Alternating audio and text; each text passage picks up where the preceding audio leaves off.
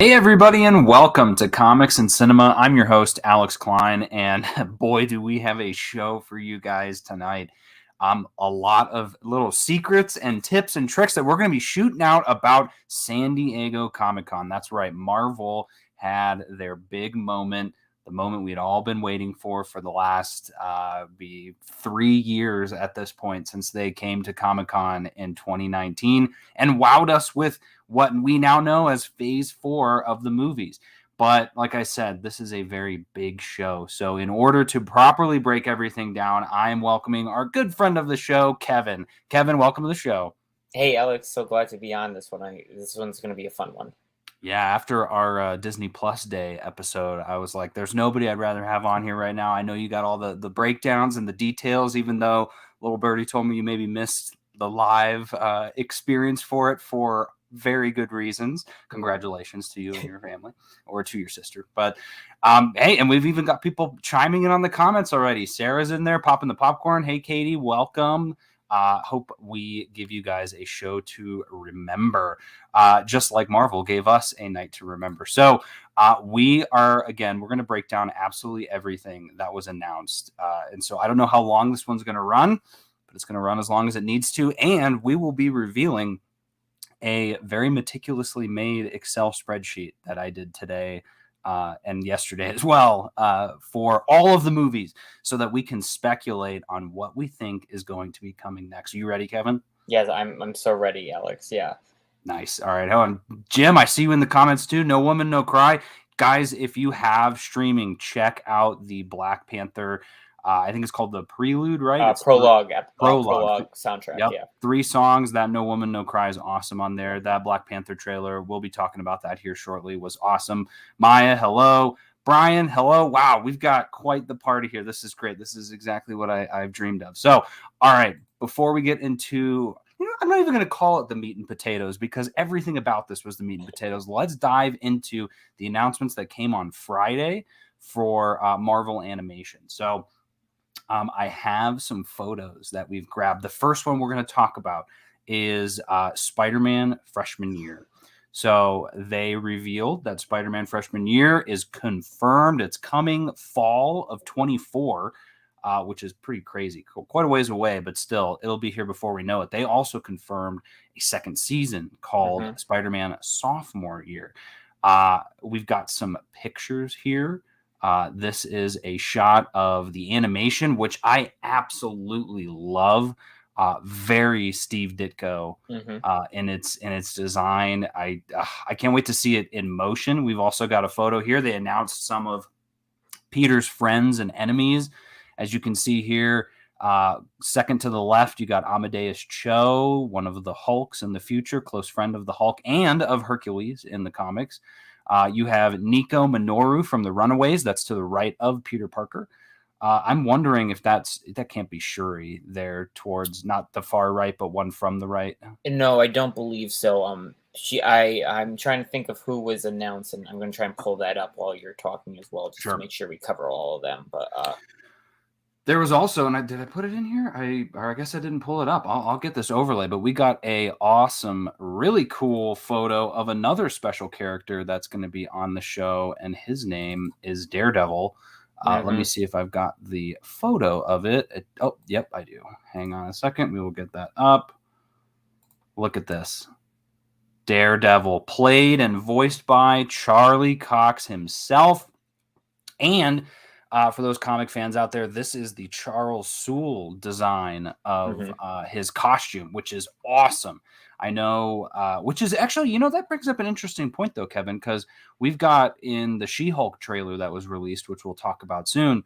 I thought it was a red costume in there. A lot of people said they saw a yellow costume. It's a yellow one.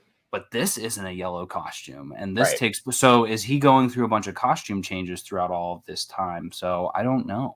Yeah, well, before we move on, if you want to bring up that the characters again, that overlay, it was confirmed in the series. I think in that image is I don't know the order on this, but I'll just read as I've seen it. We're gonna have Norman Osborn in the series, Harry Osborn, Doctor Strange is also going to be in the series. Nico Minoru, as you said, Lonnie Lincoln, Amadeus Cho. Pearl Pangin, I believe, Jean Folcalt, and then for villains, Dr. Ock, Chameleon, Scorpion, Rhino, Tarantula, Butane, Speed Demon, Carmela Black, and Unicorn. So I don't believe that that's Shuri or Riri Williams or anything like that in that photo. But well, one of those is Harry Osborn, then that's for yeah, sure. I think one it's far right. I think no, second from the left. No, that's Amadeus Cho. So oh yeah, maybe far right.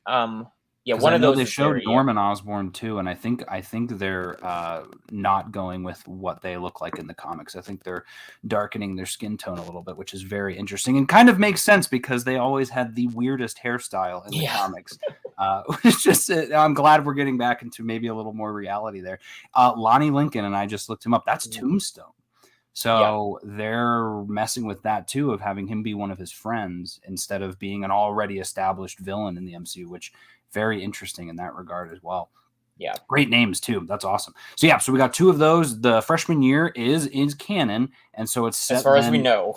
As far as we know, it's set a year then before Civil War, which even makes it even more interesting that Civil War itself, or that sophomore year, will take place after. What are they going to even talk about in that one that we haven't already seen in Homecoming? Well, that's why just speaking to that, I felt, and I've seen the internet kind of be like, when they initially announced it, I think on Disney Plus Day or the Investor Day for the series, they did say, it would be exploring obviously the freshman year, which we haven't seen in the movie. So, obviously we believe that, but then all these character introductions, especially like the Osborns and like Dr. Octopus, seeing as those have appeared in No Way Home as alternate versions, at least, but there hasn't been any mention of those, like Peter being like, oh, I recognize you, like, he didn't like, especially if you think about the Dr. Ock experience, first interaction in the Sanctum Sanctorum. He was like, "Who are you?" And he says Doc Ock, and he's like, "No, wait, what's your name really?" Like, that didn't ring a bell, So I'm feeling that potentially maybe along the way it's shifted in development and be like, and as we'll talk about with these other animated series, it seems like a lot of them are touching on more of the alternate realities of the MCU or alternate possibilities, things like that. So, and I think if Marvel Studios' approach to that is that, I think you and I, Alex, were talking off screen, that feels like a better approach for animation, whereas people can consume them if they choose, given that animation isn't as strong of a medium, generally speaking, even though there are some great animated things. Case in point, the Clone Wars and Rebels for Star Wars, But that's, so it's interesting. But as you said, as far as we know so far, and they didn't really confirm anything at this panel, it is canon to the MCU proper or 616.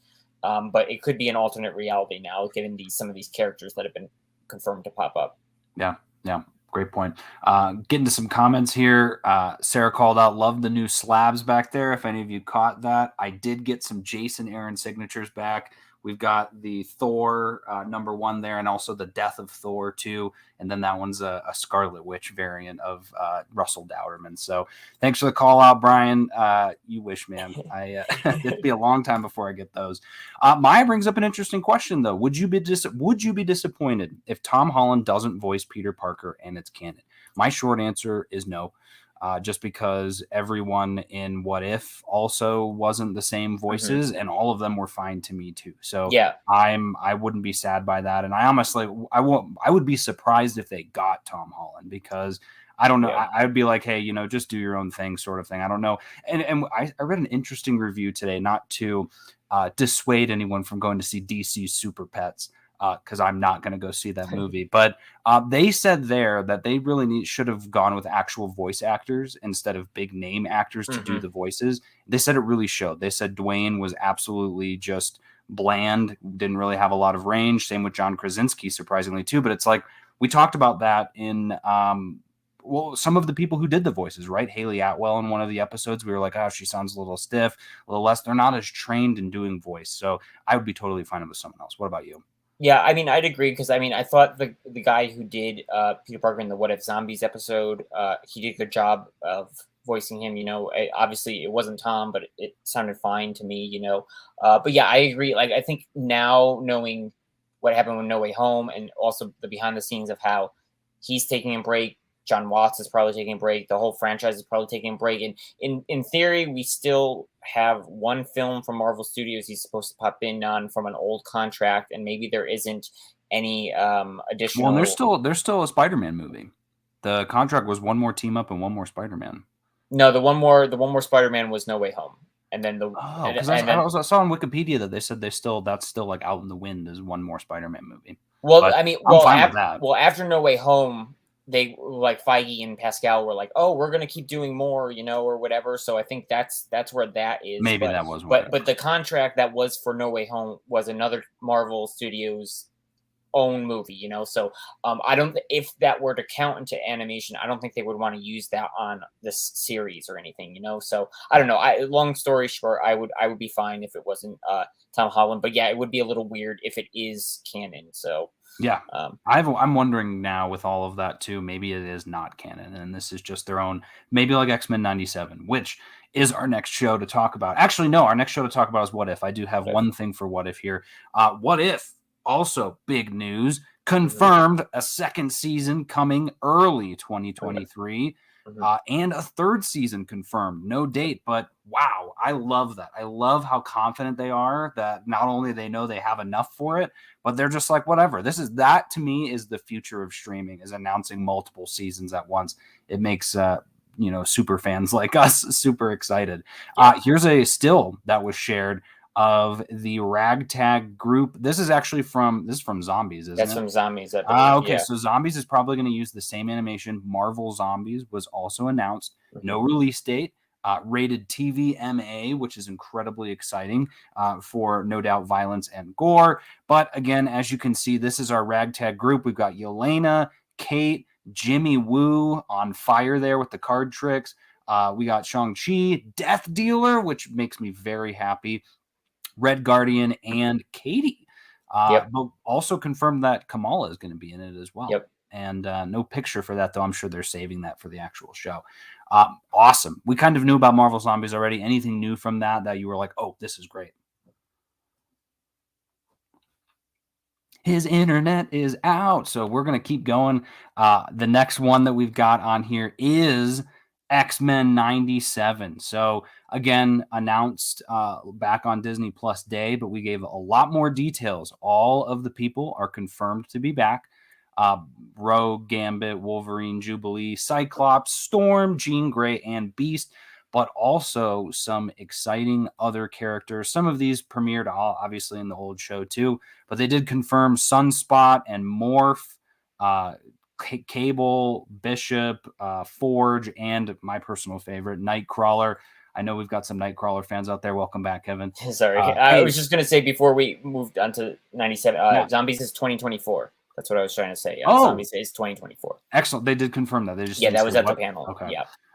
We do need to address this. Haley Atwell is flawless, and I will take it back. She is flawless. So absolutely. Very looking forward to her in Mission Impossible. But yeah, so we've got all these X-Men '97 announcements here with all of those characters. We also see that Magneto is leading the X-Men. That M I can only assume is for Multiverse of Madness, which is more than fine with me.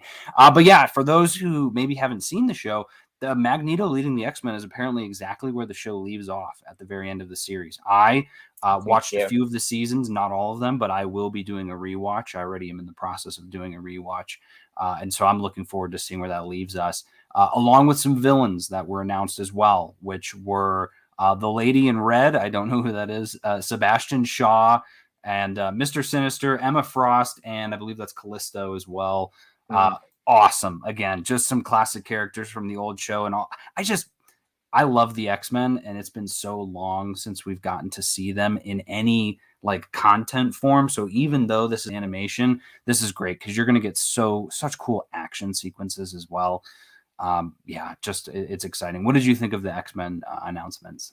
I mean, it looked great. I mean, I thought they might address if it's in the MCU, not in the MCU, because that's still kind of unknown and up in the air exactly. And when I say that, I know it wouldn't be MCU proper, but I guess like, what if it is it an alternate universe in the MCU? Because at the moment it's just kind of like, yeah, it kind of is, kind of isn't. So excited for that. And yeah, I thought everything looked great. I think they showed a little animatic, so um production's progressing. So yeah, I mean, I like you, I haven't started the rewatch of the original 90s series, but I'm planning to. So I'm excited. Nice. Well, that was animation. That was Friday. We were so excited for all of those announcements, and we had no idea what was coming in terms of the announcements. I think Marvel said, "Hold my beer" after that for the next day when they came out.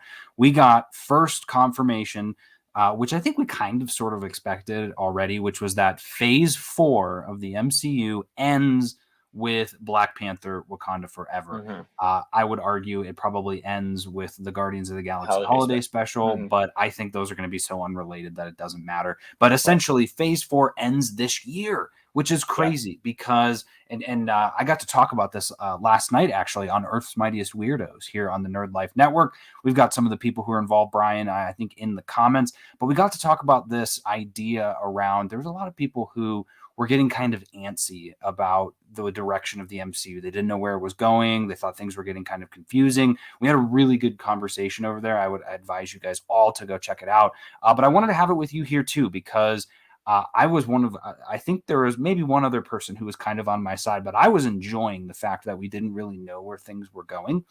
And then with this announcement, it was like, okay, cool. So here's where we are at. Like they laid it all out for us. And now, how does it feel to kind of have gone from, oh, where's Marvel going to like, surprise, Phase 4 is already here and gone.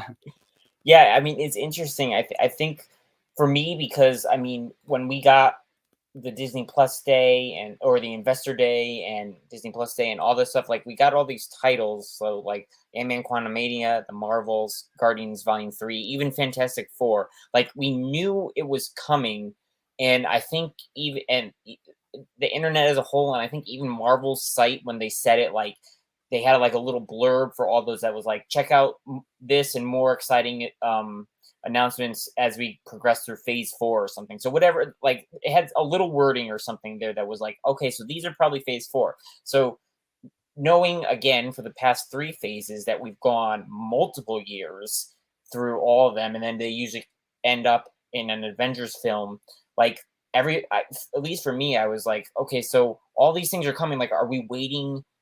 Well, as we'll get to, we are waiting years until the next Avengers film, but it's like, what's the like? I couldn't see any benchmarks to say, oh, this might be the end. Like, I was like, maybe Guardians is the end of the phase, but then it's like, well, Fantastic Four, before we knew, was in theory maybe going to be the November 2024 or 2023 date, and it's like, okay, are they going to do Fantastic Four in Phase 4? You know, like with that and Right. everything like that. So it was like, for me at least, it was like I just don't see where we're like delineating things. It just feels like we're getting more and more and more. And then I know we've been having this discussion offline as well. And I think our good friend Maya from the Nerdy Girls After Dark had said this too, that it just it felt overwhelming. Like, and I know we've talked about this, that like when Thor came out, it was like, oh, it just kind of crept up on us because a lot of us were enjoying the pacing of Miss Marvel, and then it's like, oh, Thor's here, and then like that kind of overshadowed the finale of Miss Marvel for like a week or whatever. And then I believe Kara, who's in the comments, we were talking earlier, and I saw her say that like even with now with San Diego Comic-Con and her love of Miss Marvel, she's like overlooked that, oh yeah, Thor came out. And I've kind of felt like that. I was like, oh yeah, Thor came out only like Yeah. 2 weeks ago, 3 weeks ago. Like it doesn't feel like that at all, you know? So it just felt like there was all this content floating around, and like, where is it? Like I was less concerned narratively of where it was going, because like, oh, I can kind of pick up the seeds of where things are going. So I was fine with that. I was just more like, I'm just seeing all these things in the horizon, and I'm like, I don't feel like I have a chapter like where I can mark, you know. And now when I'm like, oh, Wakanda Forever, okay, it's like, okay, great, and then like I can reset and be like, oh, we're starting fresh from a new phase, and you know, so that's how I'm excited by it. Yeah, absolutely. Yeah, and it's also interesting too that I think literally that 2019 Comic Con panel, that was the phase plus D23 that year when they did Miss Marvel, She Hulk, Moon Knight, and like we didn't really know it then. It's like Yeah. that was the phase, like because like I said, they just kept announcing things without being like, oh, these aren't in this phase. We're just telling you more, you know. So like that's Right. crazy that first panel was like all phase 4, and we were like, oh, there's probably more, and they were like, no, that's probably it. Yeah, great point. So one of our listeners, Sarah, good friend of the show, nerdy girl, After Dark as well, says, do y'all think that it's odd that they pushed Black Widow up into phase 4? I was looking at the slate of films and it just looks so out of place. Unfortunately, Sarah, there's a lot of things about Black Widow that are very odd, and this is definitely one of them. That movie is out of place. It should have been in phase 3, but they didn't do it. So I think at that point they were like, well, we just got to get it out somehow. Let's just put it, just put it here, which again, very unfortunate. Black Widow deserved better. And even on a recent rewatch, I was like, that movie's got some really cool scenes. But overall, every time I'm done with the movie, I'm like, what happened? Like, there's so many bits of it that I forget almost immediately after watching it. But it's sad. She could have had a lot better. But yeah, that's kind of my thought on it.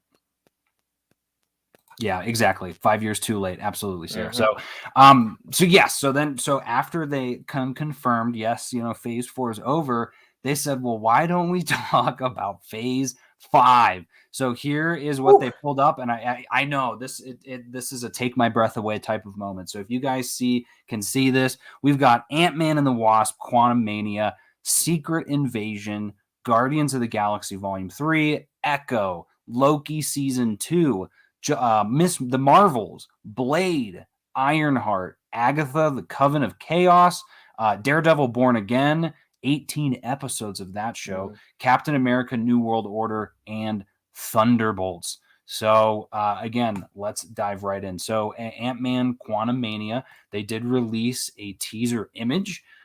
This was released actually by Andy Park. And look at that. It is a gorgeous photo. So we get to see a little tease of Kang up there. We don't really know confirmed what, he's going to look like color-wise. In the comics, he's a lot of green and blue and purple, which is funny because that's what the multiverse saga, as this all is known now, is colored. But here, we can't really tell. But we've got a third member of the Bug Squad there, which is Cassie, which is very exciting, played by Catherine Newton. Different character than in Avengers Endgame, which to you advised that they just didn't really like her from the one. I have no idea why they recasted her. That was a very quiet recasting of a brand new character like that. But I mean, we'll get into it when we talk about Black Panther, but it's just very interesting that they very quickly recast her after one showing, yet it seems as though they're not going to recast T'Challa after less. But again, we will talk about that when we get to Black Panther. What did you think about the Quantumania news? Jonathan Majors came out. All of the actors kind of talked about it. Sounds like Scott Lang wrote a book about how he saved the world, which is great. That's probably part of the podcast tour that Kamala was listening to, Yeah, I cannot wait to see. And I did just see recently, too, that they said that this movie is a complete left turn from the prior Ant-Man movies, which attracts, because both of the other Ant-Man movies were kind of that quiet drop after an Avengers film. This one is the beginning of the new year, the beginning of the new phase. What were your thoughts on this one? I thought it was pretty good. I know the Peyton Reed came out. He said that they're definitely going to be spending time in the quantum realm, which is, if it's called Quantumania, that's kind of what you would hope for after they teased it in Ant-Man and the Wasp and everything, and the various other projects since and in between. And then, apparently in the footage, it confirmed Bill Murray's in the film. Bill Murray had been saying he was in the film, and so footage confirmed that, and then also that MODOK's going to be in the film. They confirmed that as well. So that's pretty interesting. Yeah, I mean, I am excited to see this trailer, if it's the same as what they showed in Hall H, or if it'll be parts of it into an official trailer. Just because, like you said, it's setting this up to be a lot more important than as fun and as good as the other two Ant-Man films are, especially the first one, just as a great, just overall good time movie. Like, this one's going to have, I think, especially because Jonathan Majors is going to be in it as Kang, or at least a Kang variant again, we'll find out. But, and the fact that we're leading to an Avengers film, as we'll talk about, called the Kang Dynasty, this is a pretty big one, I think. And that's where it's funny too, when we talk about kind of prior to San Diego Comic-Con, a lot of people running around like, where's Marvel going with all this? And we were already, people were talking of like, Do you not realize they said that Kang is going to be in this Ant-Man movie? Like, so many of us were saying this Ant-Man movie is going to be really big, and here Yep. it is. And they in that teaser too, there was a voiceover from Jonathan Majors, and he was talking presumably to Scott, I think was. Yeah. He said something about time is not what you think, and something else about time. And so my question is with that I wonder if he's going to try and manipulate Scott because he lost those 5 years with the blip, and say like, if whatever it is, if you don't bother me or yada yada yada, I'll send you back 5 years so you can be with your daughter for longer, or, whatever it is. Which again sounds like some continuity errors, though. If we're already recasting the character, actually they'd fix it though, because they'd put Catherine Newton in the past too. Yeah. But very interesting though, because I was like, you know what? Like, that's my favorite thing about these movies is when they pull on those small little moments. Not like, we get it, like the blip was really bad and we're seeing the fallout, but like I completely didn't even think about the whole Scott missed his daughter for 5 years and Kang could easily use that against him. He also said something like, you're an Avenger, have I killed you before? Yeah, or like which version of you have I? Yeah, right. Very chilling. Very excited for that. So next on the docket, we've got Secret Invasion, announced as a political thriller, which I know you've been reading. Secret Invasion is right on par. Am I right? Yep. It sounds like they're going to be going that way. I know they're going to not copy it like for like, and they shouldn't. There's some bits of that story that are not that great. But overall, very interesting. We see Nick Fury's coming back from space. Maria Hill's apparently been calling him and he wasn't answering. Kind of a jerk move. But we get Colby Smulders back, which is great. We still saw a shot of Olivia Colman, who apparently is an old friend of Nick Fury. I don't buy it.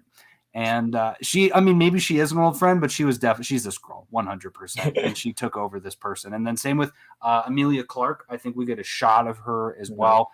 We don't know much more than that, which and War Machine. Yeah. Road. Yep.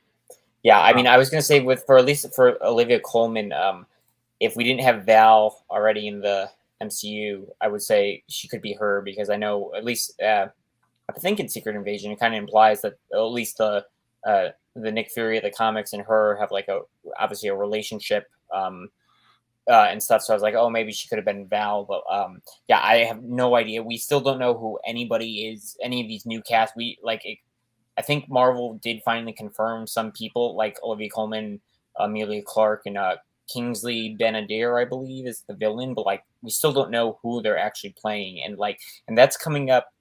Yeah, I mean, it's fairly close too. So like, I don't know, maybe November or something, December, we'll get a trailer for that, and maybe we'll get some official things and just get some pieces. But yeah, it sounded like people who saw the footage that it definitely felt more darker and like mature, I guess is a word to use, and like you said, the political thriller. So looking forward to it. Yeah, absolutely. And I think the funny thing is with everyone, because everyone's kept saying like, who are they going to turn into a Skrull? Like, is this going to ruin a ton of continuity? I think they're going to flip one on us. And the real question is going to be who isn't a Skrull, that they're, throwing all these new people in. Olivia Colman, like we are assuming they are all Skrulls. And so I think the big reveals will be when we find out that like someone accidentally gets killed and they weren't a Skrull, or like, oh, we thought this person was a Skrull the whole time and they're not. It's crazy. So I'm very excited for that. Jalen posted a great question. Which project after Ant-Man do you think Kang will show up in before the next Avengers movie? We'll pull this thing up here. Kevin, any thoughts on that? Honestly, potentially Fantastic Four, maybe, and maybe the Marvels and maybe Thunderbolts. Those feel like Thunderbolts are less so, but I feel like maybe the Marvels or Fantastic Four. Those feel like the what we know about no, I guess Loki. I was gonna say I'll take the easy route and say Loki season 2. Yeah, Loki. I mean, I think some people are saying Jonathan Majors is back. I haven't seen anything definitive that he and or Kang or a Kang variant are back. I mean, obviously they teased that at the end of season 1 with the TVA changing from the Time Masters to him, so it would assume he would be in it. But I mean, I haven't seen anything reliably saying, oh yeah, he's in it or whatever, But yeah, so I guess Loki season 2 is I would say 98% good bet, and then outside of that, I would say Marvels or the Fantastic Four. And it's crazy to think too. I know we all said it, which is awesome, and I think we've all forgotten. about how important Loki season 1 was. Mhm. And I can't wait to rewatch it again. Because again, we all knew, right? Oh, okay. He just broke the timeline. The we're getting, like, they showed it in the first episode, the multiversal war.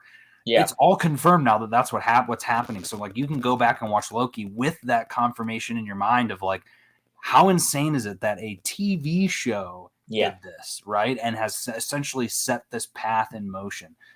Just amazing. So cool. So next up on the line is Guardians of the Galaxy Volume 3. So we've got a couple little photos I grabbed here. We've got Chukwudi Iwuji is playing High Evolutionary in Guardians of the Galaxy. He came out on stage in full costume. Some of you may know him from Peacemaker. He was awesome there. High Evolutionary is a great choice. There's that like body of characters who are all kind of coming out right now, like High Evolutionary and Adam Warlock, and there's a couple of others too, but like Kang, just these characters where they're super colorful, they're very high brainy in that sense of like, and it's funny too, because I don't know if we ever talked about it, but like, you know, this is essentially going to be sort of an origin for Rocket as well. I wouldn't be surprised if this is the death of Rocket too. I wouldn't put it past James Gunn, or at least to the brink, and then he, you know, lets him live because he loves him too much. But it makes a lot of sense because you see in Guardians, he's got that stuff on his back. It's probably the High Evolutionary who turned him into what he is. And again, I don't know if maybe it was mentioned at the time, but it's been so long, right? It's just so cool to see that they're pulling in, because Guardians is infamous for this, right? Of like, let's see how many new characters we can put in this movie. And they're doing that here, but I think they're all perfectly connected. So that one's very exciting. The other announcement was Maria Bakalova as Cosmo the Space Dog, who we've seen in a couple of movies and animated shows at this point. Russian pup who talks he talks in Russian, but it's also in like broken words too. And it's a English and a Russian accent. Correct. Yes. And but also sort of as like English. A dog. So there's like dog moments too, where he's like, you know, I like bone. And stuff like that. But then he also is kind of like the keeper. At some points, he was the keeper of nowhere too. So he was kind of the one running the place. He's a super smart, intelligent dog. So, or I guess she in this point. I don't know. I don't know what they're going to distinguish it. Maybe a they. But what do you think about these announcements? I think that's all. These are so cool. Yeah, I think. I feel like somebody had I had seen on the internet as Maria Bakalova as Cosmo, and I think that's great. And I think because I found videos afterwards of the panel, so I was able to watch the parts that weren't the footage and whatever. And I think and James Gunn like made a point to say that she was on set with them, so she did I guess the motion capture or performance something or other. I don't know how that worked as a. I know when Sean Gunn does it, he gets very like low and like crouchy for Rocket, and like so I don't know if she did something similar, but yeah, and then she's obviously going to voice it or whatever. So that's really cool. It's not just a voice role like Groot is for like Vin Diesel and everything. And then High Evolutionary. I think that was strongly rumored for him. You know, and that was cool to have him come out in the makeup and everything and the costume, and then. I guess the footage. People said it was really emotional, and there was apparently a picture of Baby Rocket, which is been going to be the new baby obsession, and everybody's. I don't know though. We're substituting a Baby Rocket now for a teenage buff Groot. Apparently, Groot's like really buff now, or so it's like I don't even know if we can call him adolescent Groot. Maybe he's just. Like a younger, like a smaller group, like I guess adult group now, or so. I can't wait for the internet to eat that up, though. Like, oh my God, Groot is so hot. Yeah. Oh my God, Groot is a teenager. But Groot is a tree, so does it really count? Yeah, it's gonna be wild. Maya said, "What are the High Evolutionary's powers?" He's in a similar vein to Kang. Of like Kang's thing is the time travel, but then beyond that, he's like. Super strong, super durable, blah, blah, blah, blah. High Evolutionary, same thing. He fell into his machine, one of his machines sort of thing. He basically evolved himself. And so he's super smart, super strong, super durable, you know, basically can't die in that sense. But he also does, like, I'm looking here on the site, healing factor, mental invisibility, mass manipulation, can grow really big, super small. So like Apocalypse in that sense, artificial evolution. He's so what his thing is in the comics most of the time is he is just trying to speed up evolution.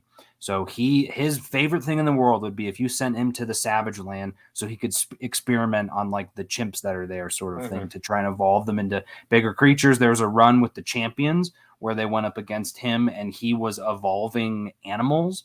And so they developed consciousness. And that one was actually a really cool story because they were like, what's my purpose? I'm like freaking out and all this stuff. And it was like, dude, why would you do this? And he's like, because I love science. And so he's kind of one of those guys. But it'll be interesting to see what they do with this. Again, if he's experimenting on Rocket, he was probably like, oh, look at this, a little trash panda that I can do a little bit of work on. So make him a robot or whatever he is and everything. Yeah, so.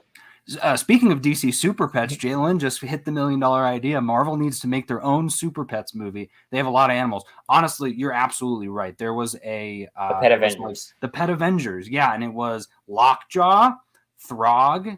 There was a couple of other ones too. I know those are the two big ones. I think Rocket might have been in the group as well. And a lot of these characters, right? We've already set the scene in the movie. So, and it was really cool because. If they did it this way, there was a run on Thor. Donny Cates has been doing recently, where Thor is not as basically anyone can lift the hammer, and he's struggling to lift at this point. It's getting heavier and heavier, and he doesn't understand why. And so he thinks there's like this conspiracy, and he hires Throg. He's like, Throg, like, I need your help. And Throg's like, absolutely, I'll help you. He's like, but I need a team. And so it's like Throg's like investigating this conspiracy with those Pet Avengers. And was awesome. And yeah, Pizza Dog absolutely would be a great addition, handling all the catering. Yeah. But yes, all right. So next up in the line, we've got Echo, which we did not hear anything about, but there it is. It's coming summer of next year. So that's exciting. We already know that Daredevil and Kingpin are going to be in it. For some reason, I can't get it out of my head, but it feels like it's going to be a road trip movie. And the reason I think that is because she flees at the end of Hawkeye in the van. And I don't know if it was the way that the title card looked, but I just pictured her like driving across the country and, wheat fields and getting back into her roots. I know a lot of them are in New York with the reservation there. But when you think about Daredevil possibly going to LA, maybe there's something there. I don't know why my brain keeps thinking that. Well, I think in when there was a start of production post back in April or something like that. I think the premise they gave out was I think she's just returning home to her to the reservation. I don't believe it. So I think it's like she's left New York and she's like I think they're going to be more like small town, like sticking in a small rural town potentially. I kind of feel like it might be the we had read this in the Daredevil run, the one where she goes back to the reservation and she meets up with she does the spirit walk with Wolverine. I think it's gonna. I think that like that storyline. I feel that to me feels like a strong pull for this series. So that's my I mean, just good to get it officially confirmed more accurately. I think when they did say it was starting production, they just said 2023. So again, at the time, it was like, okay, it's coming 20, but like, what is it? Is it after the Marvels, which we had known? Is it before? Like, is it going to be part of Phase 4? So glad we have it known for Phase 5. Yep. And that also in that same time period too, roughly around the same time, Loki season 2. Again, we already talked about that. And the Marvels comes out in July. Yep. Again, already confirmed. If you've seen the ending of Miss Marvel, if you haven't, we won't talk any spoilers about that right now. But it leads straight into the Marvels. So I was perfectly set up. I was a little surprised they didn't tease it a little more, given Miss Marvel had just released the connection. See, and that's why I think if they do, maybe it'll be for D23 because maybe they're thinking some people maybe hadn't seen the ending yet because it had only been a few weeks. Maybe they're giving it a little more time. Well, I mean, they put it all over social media, so like if you somehow still avoid if you saw a 10-second clip, you know the ending. Trust me. There's like all the key scenes are in those 10-second clips. Yeah. So, but it also, he also said it was still in production. So I wonder if they're still like filming or stuff. I thought they wrapped, but maybe there's more. I don't know. But maybe you're right. Maybe D23 will get a little bit of a highlight because it'll be that much closer to it coming out. So maybe D23 is when we'll hear more about the Marvels. Because again, we don't really know much about that beyond what we can surmise from the end of Miss Marvel and knowing Tiana Paris is in it, Aman Vellani, and some of them, Nick Fury's in it, and some of Miss Marvel's family members are in it. So, yeah, Maya just posted another great one here. I would love to see a project where one of the Avengers is pet sitting all of the pets while their owners are fighting in an Avengers movie.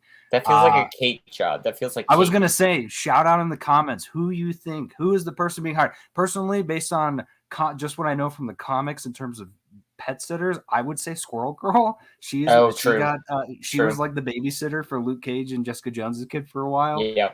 But yeah, so I would love to hear what anyone thinks on that, because I'm sure there's plenty of great options.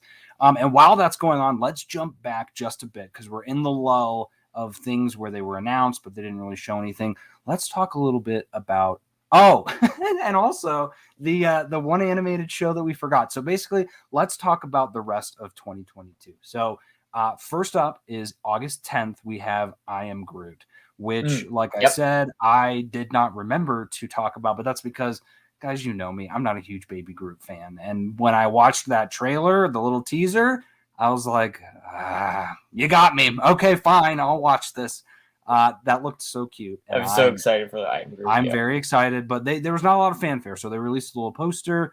It's going to be 5 episodes, but then another 5 will be coming as well. Yep. It sounds a lot like Forky, so there's probably going to be some cameos and some fun things, but do not count on that connecting to anything other than maybe the Guardians stuff. Maybe, because again, if he's an adolescent, this is stuff from the past. So yeah, but yeah, I think it's, as far as I know, it's just taking the character and putting him in unique situations of, again, it's not, you shouldn't consider it canon, I think it's just like just showing situations of what Baby Groot may have gotten into, but I don't think it's anything official, like part of, like, you should say, oh, it slots in this part. Right. Yeah. Where does this fit in the timeline? Yeah. It's not going to be on the timeline. Yeah. Yeah. But then shortly after that, 1 week later, we get She-Hulk. So we'd already confirmed a date. We'd already seen a trailer. I think we'd agreed the trailer left a little bit to be desired, mostly just in the animation area. Yeah. This trailer blew me away. I am not a huge She-Hulk fan, Kevin. You knew this already. I've read very little She-Hulk comics. I've only read Charles Soule's run, plus anytime she's a cameo in something like the Avengers and all of that. But this has gotten me excited and this, to me, this is where the Marvel fatigue has hit me, because I've been knee deep in Miss Marvel. She's one of my, she's sitting up there on the, I hate pointing behind me because I always mess it up, but I love Miss Marvel. Thor: Love and Thunder, right? We've got Jane. God, I did it again. We've got Jane and all of this other, I loved all that. And again, I didn't know much about She-Hulk, but I said to myself, I'm excited to dive into her comics, to read them. But when's the time, right? I've got to read all this Thor stuff, Miss Marvel. So I'm very excited for maybe in another week or so, when things die down even more, to really dive into She-Hulk and see all of the best parts about her. I know you brought some great recommendations on that, and we'll have an episode where we break down some of those issues. But like I said, trailer looks great. She's going to be repping Emil Blonsky, which is crazy. I loved that they kind of got that all the way. She's a lawyer for a superhero division. Daredevil shows up at the end of the teaser. We have no idea why, beyond that they're both lawyers. I think she said they might be besties. Yeah. We get a much better look at Titania in this. We see some other characters too, so I'm not going to be surprised. We also see Wong. So confirmed that this is Phase Wong. We have seen Wong so much in this phase. So what'd you think of the She-Hulk trailer? Oh, I loved it. Unlike you, this was one of my most anticipated. I'm on Sarah's hit list. Along with Sarah, Sarah's saying that She-Hulk is a gem. She is a gem. I'm so excited for the series. I have read all of her solo series and a good number of her appearances and everything. The moment when they're wherever, if I'm going to say they're in Tahiti, but I'm going to make Ryan go crazy by saying that wherever they are training with Hulk, and then he's like, oh, you can go back to being a lawyer or whatever, and then she looks at the camera and then she's like, wait a minute, why am I doing this? And he kind of looks like, what are you doing? She looked at the camera and then he looked at her and then she was like, wait, what? That intrigued me. Yeah, so that's the fourth wall stuff. So that's she was doing that in the comics way before Deadpool was, because Deadpool wasn't created yet. She was doing that. So I'm so glad that they finally showed that, because it was kind of more or less known that it was probably going to be in the series, but to actually see it was really great. Yeah, I thought the visuals looked really, really good. I thought the humor was really great, and especially essentially, and then the scene that they showed where her friend Ginger, when Titania's crashing through the court, and she's like, "You got to do your thing," and she's like, "But I really love this outfit." Like that's like always a running bit that like, well, for most of the time, Jen stays as She-Hulk, and she doesn't really transform as much. But when she does, she's always like, "Oh, I really like this outfit" or whatever. And yeah, and then Hulk saying your best friend is spandex. You know, that was really great. But yeah, I'm so excited for this. And then yeah, especially at the end, I like you said at the top of the show, I wasn't watching or following along as regularly as I could have when this happened, and our friend David posted the screenshot of Daredevil, and I was like, "What is that? What is that? I need context. Like, what is that?" And he was like, "It was at the end of the trailer." And yeah, like you said, it's the yellow and red. It's the yellow and red suit. I don't. There was a better picture that got posted. I couldn't tell if it was somebody's artist rendition or like some sort of a leaked photo, but it's like the yellow. It looks very much like the original yellow red one from his early run in the comics, and so I'm excited. Awesome. And I had felt myself that either in this show or in whatever Daredevil series, if they had done one before that was announced, that I was like, he should probably have the yellows. Like they're gonna do the yellow suit. I feel like they were gonna do it. So I'm glad to see that before he gets to the red one again and everything. But yeah, I'm so excited. You know, like you said, Phase Wong. So excited to have Phase Wong happening. So hopefully that'll continue through Phase 5 and Phase 6. we have to go by the book. Yeah, the book of Ashanti. Yeah. What? No, yeah. The book of law. Yeah.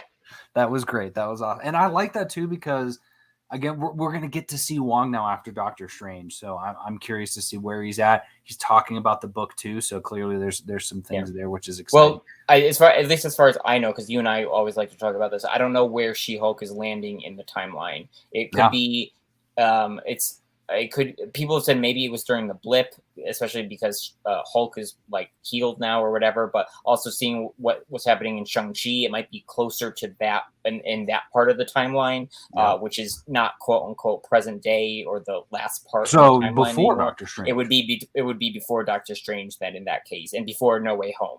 As well. I love messing with those timelines. Trying to figure that all out. Yeah. And look, Maya said too, I'm so surprised they didn't show Meg Thee Stallion in this trailer. I got 0 reactions last night when Anthony had said, there's a rumor that some rapper might be in there, and I went, but no, not a single reaction for Megan Thee Stallion. I can't wait. If she's in it, I hope she's playing either herself or a superpowered person, because she already is a superpowered person. So next up this year, we knew it was coming, Kevin. We have talked about this on so many episodes, and we had talked about it in the context of Black Panther has a lot riding on it. With everything with Chadwick's passing, what are they going to show us? There are two sides to this very interesting argument, because again, we can't, none of us can change or make Marvel do anything. But this idea of recast T'Challa, get another person in to play him, versus no more T'Challa. And again, the trailer was dropped. It was released. It was incredible. And it gave us 0 indication of what they're going to be doing, which I'm on board with. I am very much in the recast camp, just because, again, we talked about this multiple times. They recast the Joker after that actor died. They're recasting minor characters like what's her face, Cassie Lang. T'Challa is such a big character in the comics and is a hero for a lot of kids out there. And so if you just said, don't worry about it, but then you go and do that for other people, I feel like it sets a very bad precedent. Plus, it's fantasy, it's make believe. Get it T'Challa from another multiverse and bring him in. Again, you don't need to do that in this movie, but with that out of the way, what did you think about this incredible and amazing trailer? It was great. I mean, before we talking about that, at the panel, they brought out Baba Mal, who had done the vocalizations on the first soundtrack, maybe on the new one too. And he did a live performance. There were African drummers. That was really great. And the cast came out, and they did confirm that Namor is in this, which is like amazing. And he's and since that's come out, there's been some stuff that has confirmed that he's not going to be for Atlantis, but it's going to be the ancient civilization of Talokan, which is fitting in with the Mayan South American feel, Central American feel to it. Yeah. So they did that. They also confirmed his Namora is going to be in it as well. And then the warrior Atuma, and that Michaela Cole is playing Aneka, who is, I think, somebody in the Dora Milaje, which She is the romantic partner of Ao in the comics, which is very exciting. Sarah's gonna have to cover me on this. It's been a while since I read them, but they're the Night Angels, or they're like a different group of characters in Wakanda. That to me, honestly, that's what I'm most excited about. I recently rewatched Black Panther, and there are so many scenes where I was like, man, I wish I could just be in the city a little more. And I think they're going to do that in this movie. Yeah. I think we're going to see a lot more of the world of Wakanda, which I'm super pumped for. Everything with Namor is absolute perfection. I love that they're going that route, because in the comics, he's such a bland character. He's become very interesting over the years, but just generally, he's very bland. And so I think them adding this layer of culture to him, I think is fantastic. And it worked so well. Midnight Angels. Thank you, Sarah. I knew it was something having to do with night. I've got Nightlight and Night Monkey in my head, and I couldn't figure it out. But to have that be the way the trailer is projected as well, to where we know the background of this, but that this is so clearly a celebration of life, that you've got, everyone wearing white in scenes, but then you have the birth of Namor, and you get to see his tiny little wings on his feet, and we see him kind of grow up a little bit. Atuma is a bad guy in the comics. He sounds like a villain. So, like, how is he going to fit into this equation to move the story forward? Because I think I'm sure they're going to turn it on our heads. I wouldn't be surprised if there's links there to the Eternals in some way or form. Again, anytime I hear about an ancient civilization, my mind just goes straight to Eternals. And Maya just said, I don't think Namor is going to be the villain. Namor is going to be the villain for a tiny little bit, because, again, that's his character in the comics. He is always a piece of work. But he's going to be that person where once that whole exchange is out of the way, it will probably team up with Wakanda to fight Atuma. Whatever the case may be, though, it could be something even bigger than that. We don't know. It definitely, it definitely seems like the two nations are going after each other, and just circling back, I'm in the not recast camp of Chadwick, and I think but I feel it's slightly different than the examples you gave, like teenage Cassie, like she was in for a minute in Endgame, so like we didn't really see her. And then also thinking back, like all the way back to Iron Man 1, we had Terrence Howard, and then we got Don Cheadle, and like that was a recasting, and he was, even though he was in one, like a lengthy part of one movie, it's like he hadn't really established the character. I mean, like Chadwick established the character in Black Panther, Infinity War, Endgame, we got, and Civil War, we got 4 pretty major appearances, so I feel, and then obviously as we saw in the trailer, he died, like in the MCU, T'Challa has died as well, and that's what you said, the celebration with the funeral or whatever. I'm still holding out that this is during the blip, and it's just that he disappeared, and they're treating it as if it's a that he died. I don't know. I totally see what you're saying. But in any event, I mean, and then and then at the end we see somebody in a Panther suit. So we're obviously getting a new Black Panther. Who it is, I don't know. But I also feel like they can. It definitely feels like M'Baku, to our friend Kara's. She'll be very happy. Is probably going to have a much bigger role in this movie, and I definitely feel like they can introduce another male figure of Wakanda, or if it's M'Baku or somebody else, to maybe eventually become a Black Panther. I feel like they can do that without having it be T'Challa, and whatever. So, what if it's a T'Challa from the multiverse through Secret Wars or something? Yeah, I think I'd be okay with that. But to me, it still would. I mean, I know it's probably going to happen, but I would want them just to be in their alternate universe. I think I'd not. Just because I feel Chadwick just left so much into the role, But yeah, in any event, the trailer was amazing.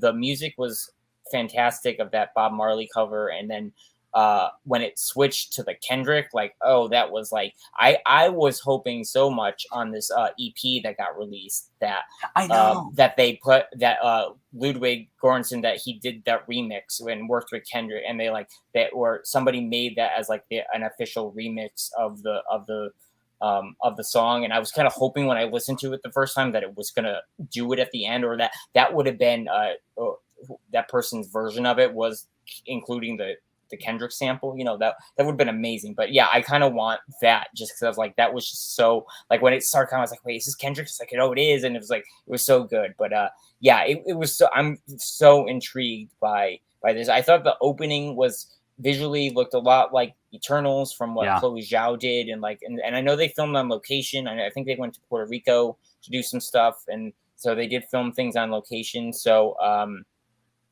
yeah, I'm excited to see. I'm excited for hopefully the next trailer will also be not as won't have any major spoilers, but will equally be as cool. And then I'll be like, I'm ready to go, So yeah, great point.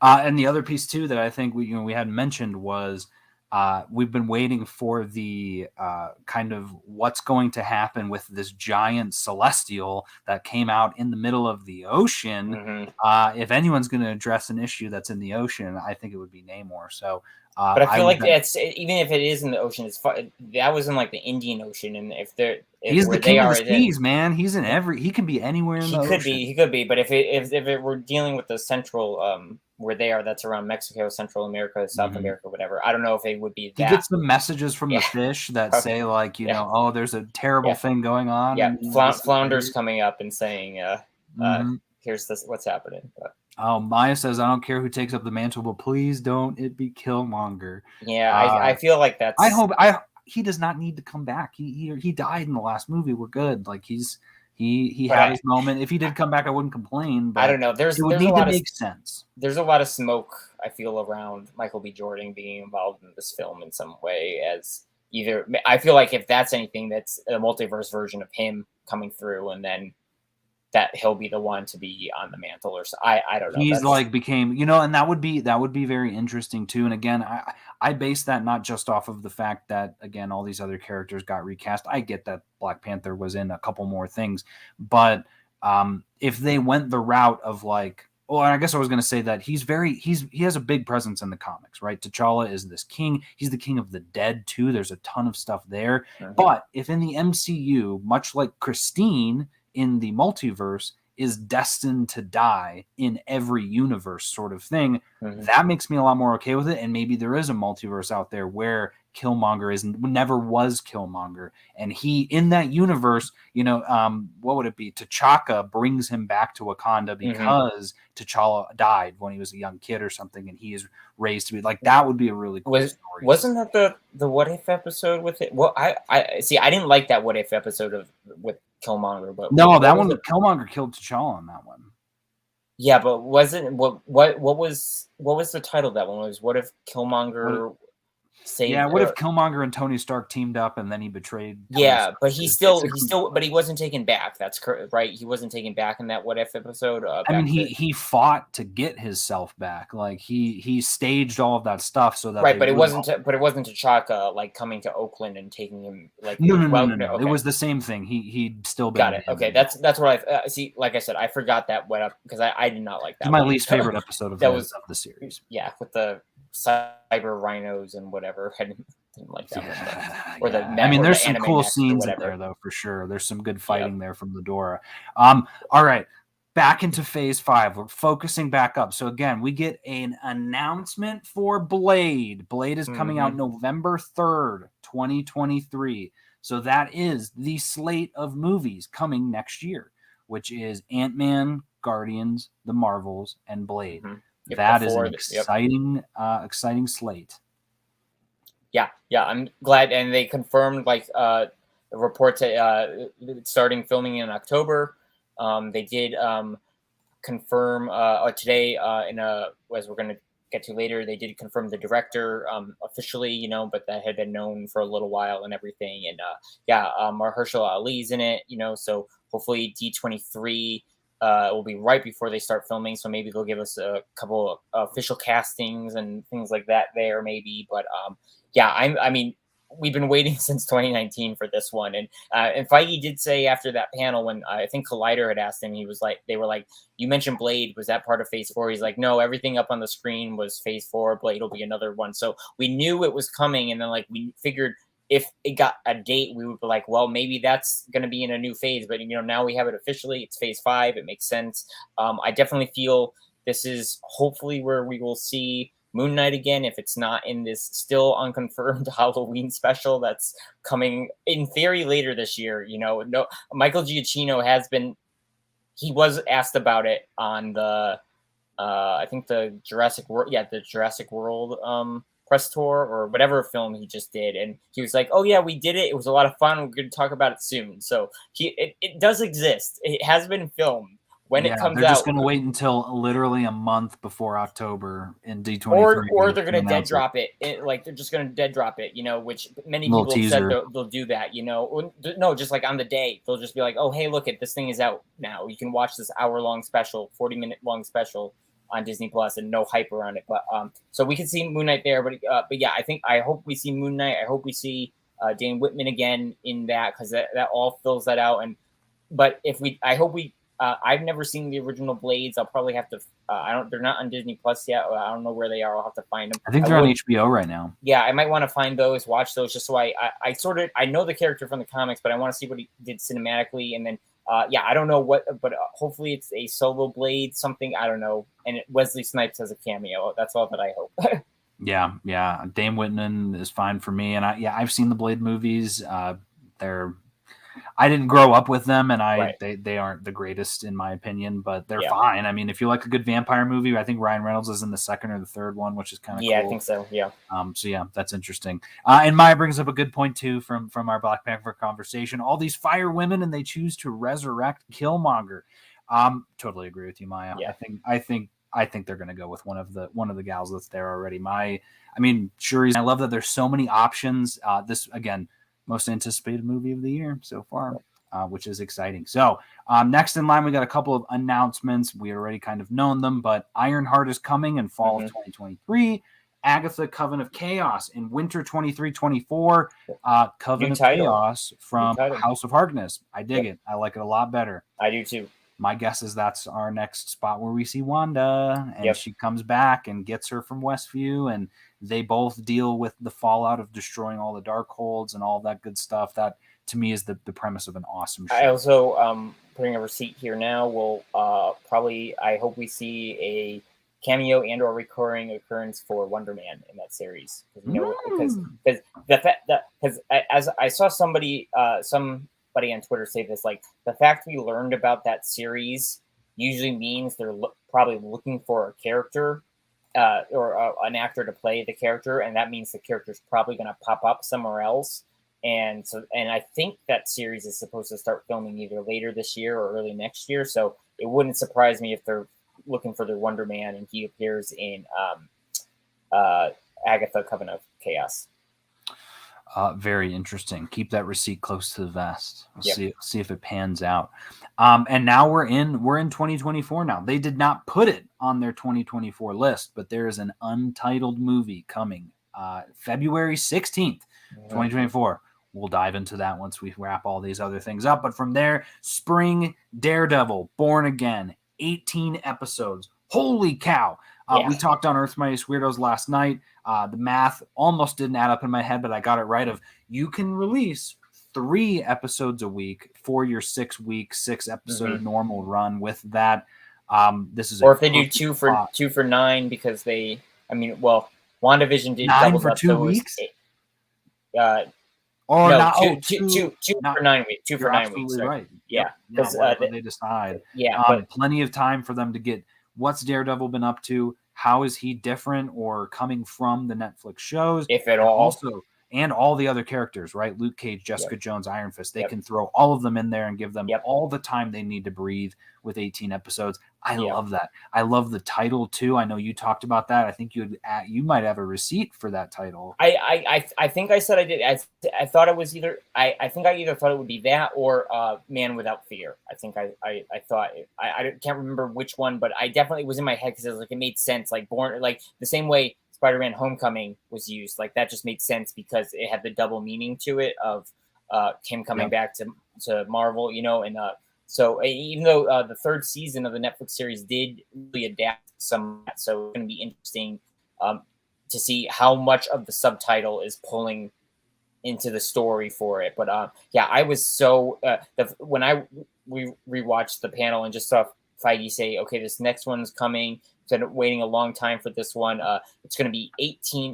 He initially said series, and then he said first season. So that implies we're getting more of this after this one, first season. And the fact that he said it's all 18, like I've seen people say, oh, is it like actually 3 seasons broken up into 6? No, this sounds like it's one season. Like I don't know if they'll release it if instead of doing a couple of weeks, if they'll do here's 7 like in early whatever, then wait like 4-5 weeks and then do like the remaining whatever, to like break it up or whatever. Like who knows how they're gonna release these 18, but I like the fact this tells you so many things that like Marvel either has a stellar story, it has so much confidence at Disney Plus to give them. Like I hope the budget is reflected. Like it's not, or they're not trying to do these quote unquote 6 hours that they put in the 6 episodes or the 9 episodes within 8. Like I hope it's 12-15 hours within these 18 episodes, But at the same time, for a Daredevil show, you don't need as much of a budget as Loki, where there's theory, not as much CGI that you would need in theory. In theory, yeah, but yeah, I mean, and they confirmed Charlie Cox, Vincent D'Onofrio both coming back, and yeah, like you said, I think this is going to be a big. Here's a lot of the Netflix stuff. We're going to put a lot of them in here, and then branch them out or whatever. Yeah, I mean, of them, I hope we get. Obviously, we're getting Daredevil and Kingpin. I hope some of his supporting characters are back, like Foggy and Karen. Jessica Jones, Luke Cage, and Punisher. Iron Fist. Who knows what's going to happen if what they're doing with that one? Would you want to recast Iron Fist? I mean, I would. I wouldn't mind it at all. I would be okay with that. I'm sure Finn would be fine with it too. Maybe, yeah. I don't think he had that much fun playing. But yeah, I mean, I'm so excited for this one, especially once that day we found out that the series were leaving Netflix and coming onto Disney Plus. It's like, and we knew the 2-year clock was ticking for them to use the characters and everything once again in Marvel Studio stuff, and it's just like at some point it's going to come, and like it's happening in a big way, and I'm so excited, can't wait. Yeah, super pumped. From there we get Captain America 4, Captain America New World Order comic series. I'm not very familiar with. I looked it up. The New World Order is kind of this thing that the Red Skull sort of kickstarted, which makes a lot of sense to me. In terms of the legacy of the Red Skull, especially when you look at it from the lens of everything Sam went through in the show, to have some giant villain organization that says, hey, we're not a huge fan of Captain America, or they're at least just trying to do on a worldwide scale, bringing things to that, Third Reich sort of thing, and Sam has to stop them. That would be a really interesting sort of series where he's having to deal with not only the legacy of the Red Skull, but in a sense, that's the legacy of Steve.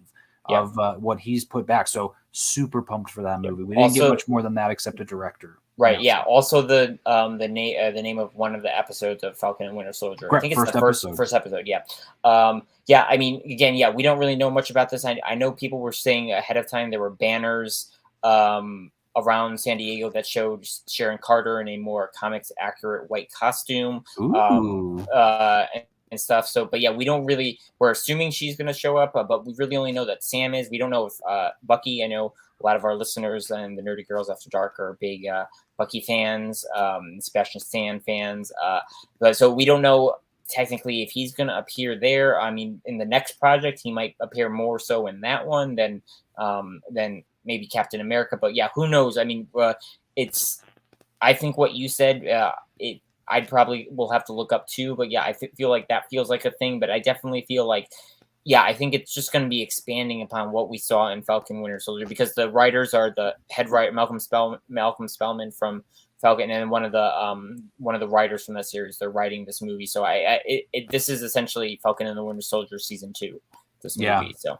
And it would be addressing a real world issue of when so much change happens and you see the country shifting and changing. There's just people that don't like that change and they want to bring things back to the way that they were, and that's a very compelling story to have him kind of fight. Maya brings up an interesting question. Do you think we could see Clea in the Agatha series? We might. Certainly possible. I wasn't planning on it, but if she should. Give me Charlize any day of the week. I'll put her in every movie, please. Yeah. Last on New World Order. Like you said, Julius Ona is confirmed to be directing that one. It was reported on before the con, but it is Marvel Studios has officially said so from their press people or whatever. And today, and then I hope we see Isaiah Bradley and Elijah, and maybe we get some Patriot. Patriot and Falcon stuff with Joaquin. Oh, true. Yeah, with Joaquin. Yeah. I hope we get some, but I hope.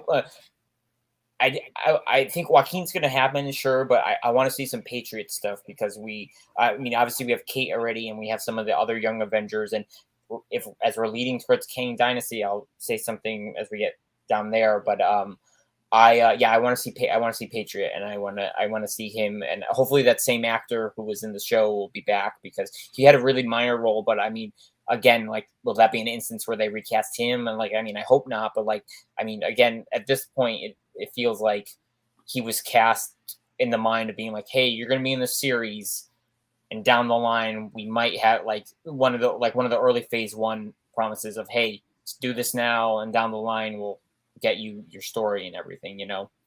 Yeah. Final product for phase 5 is a Thunderbolts movie that is coming July 26th, a summer blockbuster. For those unfamiliar with the Thunderbolts, they are I'll say DC's Suicide Squad is the equivalent of Thunderbolts, or is the knockoff. Close enough, yeah. I don't know who came first, but it's essentially the same thing. Group of villains that are kind of in some iterations they are trying to do good. In other iterations they're more Suicide Squad-y, where they're just bad, but they're being hired and pointed in a direction. I was talking last night about this, Kevin. You might appreciate this, but Secret Invasion comics, Norman Osborn kills the Skrull Queen, becomes the director of S.H.I.E.L.D., and puts up his own Avengers team. That lineup, it could happen. It could make sense that way. Or, again, may not be Norman Osborn, whoever's the one who does that sort of thing, right? Whether that's Val, or there's a lot of moving parts. We don't know who, but we've got they did confirm that some people are going to be in it, but also there's going to be some new faces that we have not seen. That's why, and I think that's why they said they didn't want to release or announce much of the team, because they were like, we haven't seen some characters yet who have been on it and stuff. So and Jalen asked, would Moon Knight be in the Thunderbolts? Again, anything is possible. Could be. Never was in the comics, but could be. We don't know. I'd be glad to see it. And look at this, Jim Scroggs, Deadpool will be in Thunderbolts. That I can see that, man, and that'd be the second time we see him, wouldn't it? In that potentially, year. We'll get to that in a little bit. But I'm excited. I'm excited for this, just because we have been seeing the seeds with Val, and obviously before William Hurt died, we were like, was he kind of was General Ross kind of navigating as well, like as a concurrent ones? People were saying, is there a Thunderbolts and a Dark Avengers going at the same time, or would there be? But I definitely feel like this is all Val's show right now, and we see the seeds. We know U.S. agents, a good candidate, Yelena, Goat. People have said Ghost, Winter Soldier, Bucky Barnes, or White Wolf, whatever you want to call him now. People even said maybe Clint Hawkeye, because he for a time has been, I think, on the team occasionally. But that we've been seeing, and Taskmaster too as well. So we've seen a lot of the play, I think. But if there's more, I think I was hearing somebody say that they were hoping. I don't know this character a lot, but I just only in the Secret Invasion tie-ins I kind of read some. But Songbird, I guess she was one of the original team members, and Zemo was also one of the, we have a lot of the players already on the board. Like you said in the comments, Jim said Deadpool, he could be one. Moon Knight, as Jalen said, he could be one. And I mean, not as traditionally, but he could definitely fit the bill on that. So more than traditional Avengers if they wanted to in this in the MCU. But yeah, I'm very excited to get more information about this, and then also to see how they did, because the Suicide Squad, James Gunn's Suicide Squad at least, was kind of more well received, and like people became familiar with that and stuff. And like, so how are they going to differentiate this from that, or at least the public's mind of like, how is it different and stuff, because if they, like you said, if they take it as just the government forming a group of villains to then point them, okay, like that, even though if they don't have a bomb in their head or whatever, that's kind of the Suicide Squad. But if it's a group coming together to go up against, what if we get it from a perspective of it's just a bad team going up against the heroes, but we're following the bad team, or it's just a group of more middle ground anti-heroes coming together and are doing something, so it's less of like the government, I don't know. It'll be interesting what bits and pieces they pull from and make it its own for the MCU. Yeah, super excited for that movie. And then from there, we move on to the final phase, which is Phase 6. So these 3 phases are the multiverse saga, as Kevin Feige alluded to. I love that. I think that's awesome. I think we might have even talked about that at one point too. So, I mean, I'm sure many did. It's not like a hard thing to figure out. Yeah. But we did get this, which is confirmation of a Fantastic Four movie in November 8th of 2024, plus dueling Avengers films in the same year. May 2nd, we've got the Kang Dynasty, and November 7th, we've got Secret Wars, exactly as we predicted. There was some validation in seeing those announcements. I also was completely spoiled the day before for Twitter having, the most tweets about those titles because of the trademarks or something like this. Total garbage. But again, I wouldn't have been surprised because we all knew that it was leading to something Kang related, something Secret Wars related. But wow, to have that all kind of be in there at that sort of spot. How did you feel kind of seeing those announcements? I mean, as I was seeing the stuff live, and our friend Ryan of Agents of Field, he was our live tweeter for us. He was pulling the tweets to help show us. And yeah, when he was like, "Oh, we're doing Phase 6 now," I was like, I lost my mind. I was like, what is going on right now? Like, I did not expect that at all. Like, I figured they'd show us Phase 5, end it there. But yeah, the fact that they gave us those, and then after the show, like Feige said, like they were looking in the first 3 phases how it was like films, and then you have a capper with an Avengers film, and then obviously the ultimate one with Endgame and such, and they were looking at this, they were like, well, we're covering so much more real estate in a lot less time that Avengers films now more or less feel like saga cappers, not phase cappers, Yep. So that's why we don't have one in Phase 4, we don't have one in Phase 5, but we'll still have those stronger linchpins in those phases that are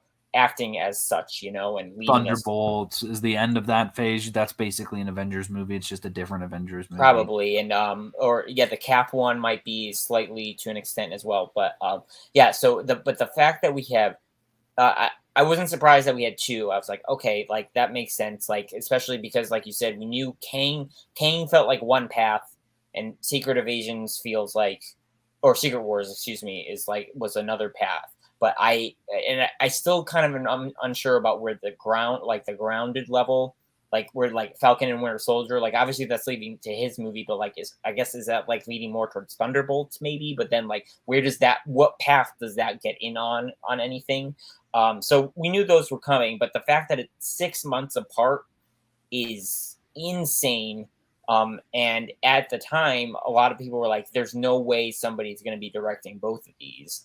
And as we learned today, Destin Daniel Cretton from Shang-Chi and the upcoming Wonder Man series and the sequel to Shang-Chi will be directing the Kang Dynasty. And the reports did say there will be somebody different for Secret Wars. And we were talking beforehand that to me, I feel like the two films, are, at least with Talon, are probably going to be filming, if not at the same time, very like closely overlapping, with essentially the Kang Dynasty being Unit 1 and Secret Wars being Unit 2, and like actors just like popping through, and but they have their own creative teams and everything to make it happen, because there's going to be no way that one person could jump between, or for like the cinematographers or the production people, it's like, I'm sure they're going to work very closely with each other, but you're going to have two people, two teams. It's going to be crazy. Yeah. And then obviously Fantastic Four, which is like, again, more confirmation, and hopefully D23 will give us some casting, or even the director, because we've been waiting so long for that one. Yeah, and honestly, I would be okay if we didn't get any casting at D23, just because my hope is that Marvel doesn't wait 3 years again to come to Comic-Con, and that's something they could show next year, because it's still 2 years away, sort of thing, or it'd be, even a year and a half away. We got some great questions in the comments. What if one of those becomes Young Avengers, Kang? From Sarah, I think that's what you were talking about, Kevin. And if you'll remember, the original Young Avengers story had Iron Lad in it as the team member, and it was Kang. Yeah. So there's a lot to be said there, and most of the other characters, right? You've got Kate Bishop, you've got Patriot, you've got America, and they could and combine we got the it too, twins, right? You've got the twins, if they come from some spot, maybe Coven of Chaos. But then you've got what was it, America Chavez, who's one of them as well, and then Loki too. If they did a young Loki, Miss Marvel could probably easily be a part of it too. Yeah, that would be super cool. But that was my theory, was Kang Dynasty will be, I think, a more Young Avengers focused film with maybe some of the adult characters, and then Secret Wars, beyond just being like probably everybody in the kitchen sink, will be more of the adults with the like maybe some of the kids, or what, I think that might be how they break it up, is that they have your like the kids, the Young Avengers, which even is like, so like Sarah said, they could have called it Young Avengers, the Kang Dynasty, and I think that's what it would have been. But that's my theory, is that the younger heroes are going to be the focus in that, because like you said, they'll follow that first storyline where Iron Lad comes, is the Kang from the future who doesn't want to become Kang, and obviously Kang is an adversary towards them. So that's what I think. Really cool possibilities too. And it'll be interesting though, because they can't do the same route, which in this one would also make a lot of sense. In Kang Dynasty, if Kang gets so mad because he's gotten to a point now where he's eliminated most of the Avengers, right? He's cut the timeline of Cap, he's cut the timeline of the whatever. He's cut all these characters out, and it's just the Young Avengers left. Well, that's identical to the whole Endgame thing of half of them disappearing. But again, that would happen, and then Dr. Doom comes in from Fantastic Four and patchworks out Battle World, pulls all of those characters from random universes, and then you get your T'Challa from a random universe, or Tony Stark from another universe, if they were to choose to go the way. It could be done. But again, it's walking a very fine line that I don't believe Marvel would want to go, of like, I know for a fact they want to make this as different from the prior saga as possible. And so that I feel like that would be too low-hanging fruit. Maya brings up another question. Do you think there will be heroes that will fight in both Avengers films? I think so. I think we're going to see that. There's going to be kind of the same thing with Thor, I think, of like those characters where they do or have some huge moment in the first movie that they then have to rectify or deal with in the second one, and vice versa, where maybe not even, that's a whole nother podcast of Infinity War and Endgame, but how they were able to highlight certain characters in one movie and then highlight the other characters in the other movie. They're going to be able to do that just fine in this one. I'm very excited for this. And just to see Secret Wars up on the screen, I mean, I'm at the point now where I don't know what much else they can tell in terms of the thing. I mean, actually, Kevin, there might be something more that we're missing. So hang on a minute. We've got, I promised some people on this live stream. I teased this at the beginning. Your boy's been working on an Excel spreadsheet. So why don't I share my screen and let's dive into the multiverse according to Alex. So we've got this here. Okay. I've got it all zoomed in.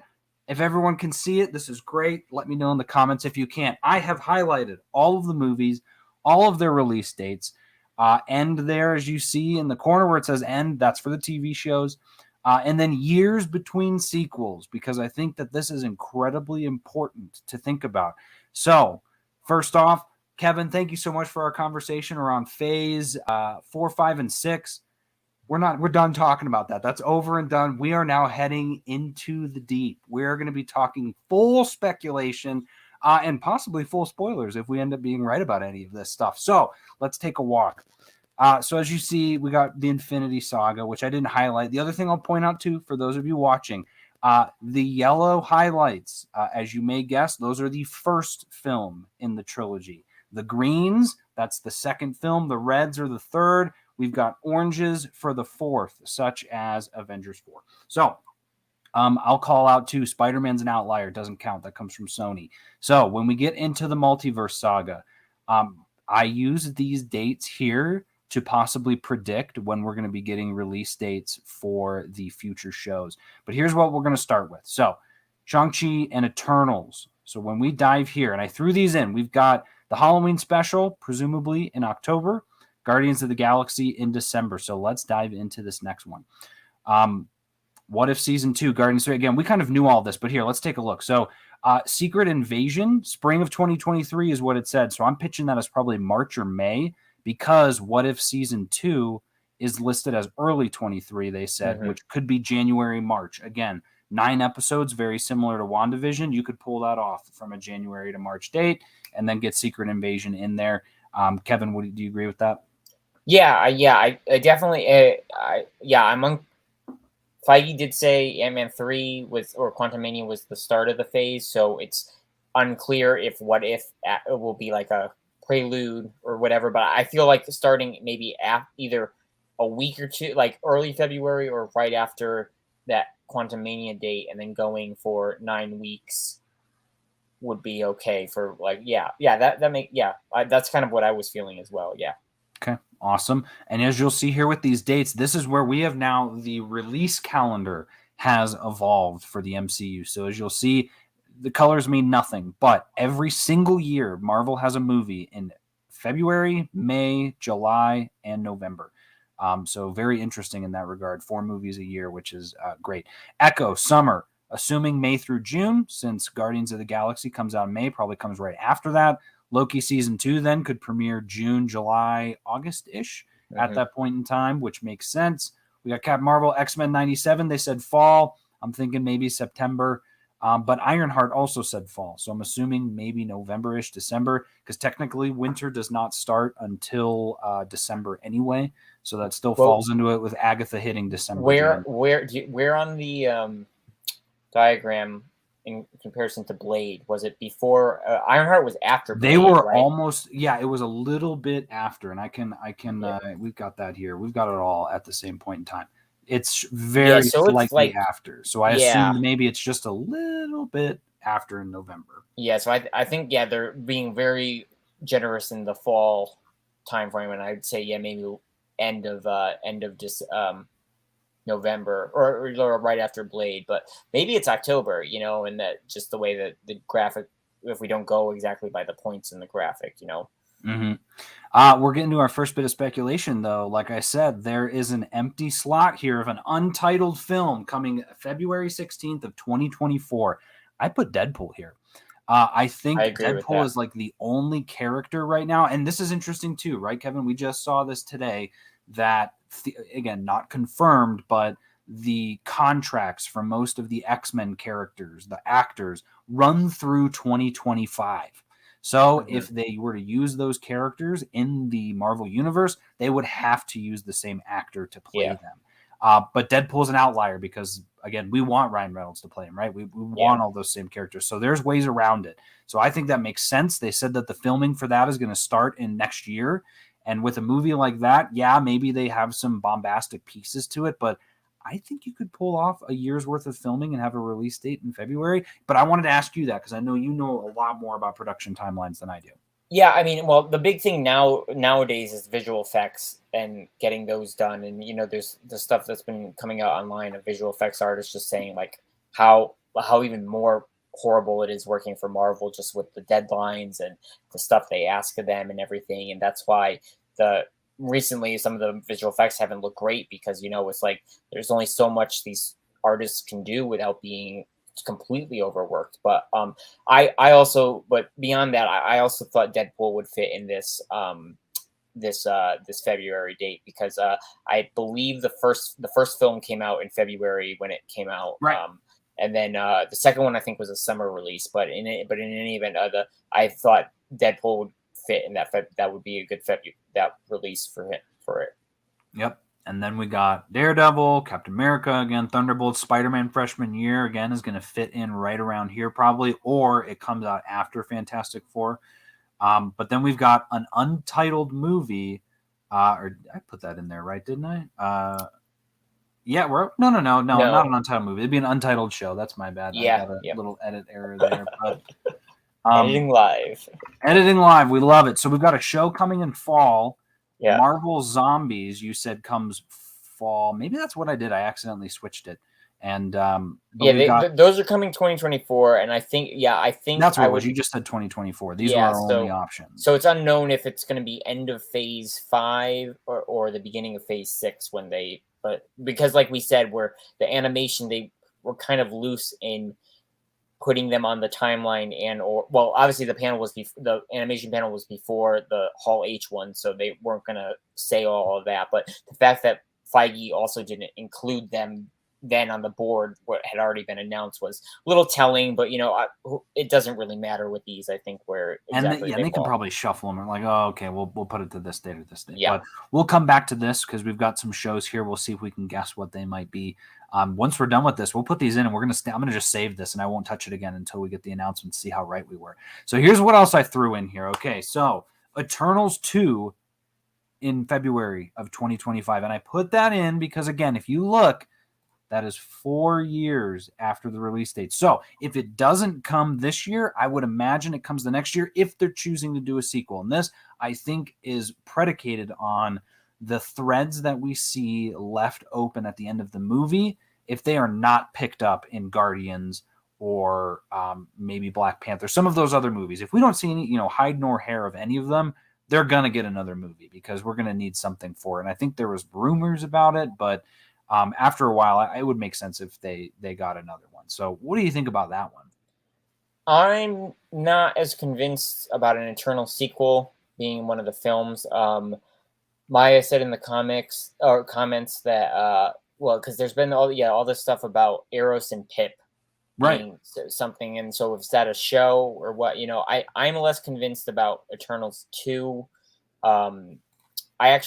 Both of these I'm actually not convinced on, which we'll get to for Shang-Chi. And my correction live here is that I created these guesses yesterday, and so we got this Destin Daniel Cretton news. Yeah, and there's no way in heck that he is going to be making Avengers 5 and Shang-Chi in the same time. So if that is right, then we could say, because here's where we're at too, and you're seeing it here. I put a note in here as well that this is the mutant saga is what we're going to see for our next 3 phases, because again, that you think about it with, okay, that's basically like the last thing that Marvel has for freshness, right? Like brand new, we got the revamp of this, but how fitting would it be that if they follow the same format of the 3 phases being from 24 to 26, it stand, or 23 to 25, it would stand that 26, 27, and 28 would be phases 6, 7, and 8,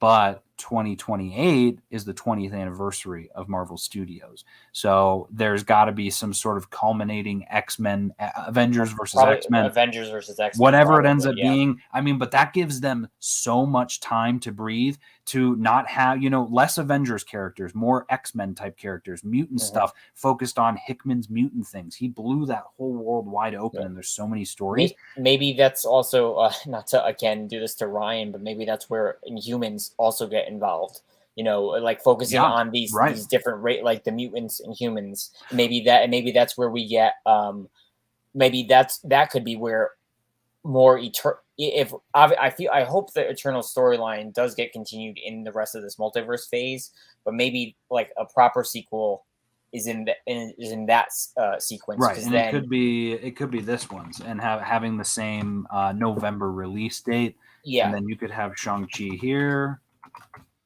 and do it that way. Which again, I agree, but yeah, this is still I listed mean, as untitled. yeah. So Shang-Chi is mostly because of the Dustin Daniel Cretton stuff. You know, I agree. that's the big one that I was just like because he as far as I know, he is going to be planned to be attached to it. So, but that yeah. So I guess it would be after it, unless he wants to do something after the stress of the Avengers film. You know, it'll be so interesting. But yeah, let's look at some of these shows maybe, and Yeah. then maybe we can get some films off of that. So, And I see too, Sarah called out as well that we have to see some ramifications of that film throughout 4 through 6. Sarah, I agree. Even though you called yes. me out before that about not wanting to see, I agree. We need to see that storyline because otherwise it's going to feel like Black Widow. Like it's going to feel so odd in this phase and this whole Yep. arc if we don't see it. It's just I don't personally I don't know if the sequel right before I don't know. That's why if we're going Mutant Saga or like the Others saga of like the people with different gene types and whatever, I feel like an Eternals movie would fit great in what you're saying, Alex. You know, that's just looking at this and speculating. So yeah, because again, and I think especially too when you look at the comics, they have a big thing right now, which is Avengers, X-Men, and Eternals all fighting. And right. So you could have a big Eternals, X-Men type Avengers saga in this next one.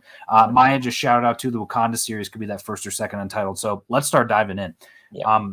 What do you think about that? Because again, I think if we're looking at this list here, season 3 of What If, I wouldn't be surprised if none of those dates coincide with it at all. No, agree. Yeah, I Same think thing with sophomore year. agreed. I'm more concerned with these. Yes.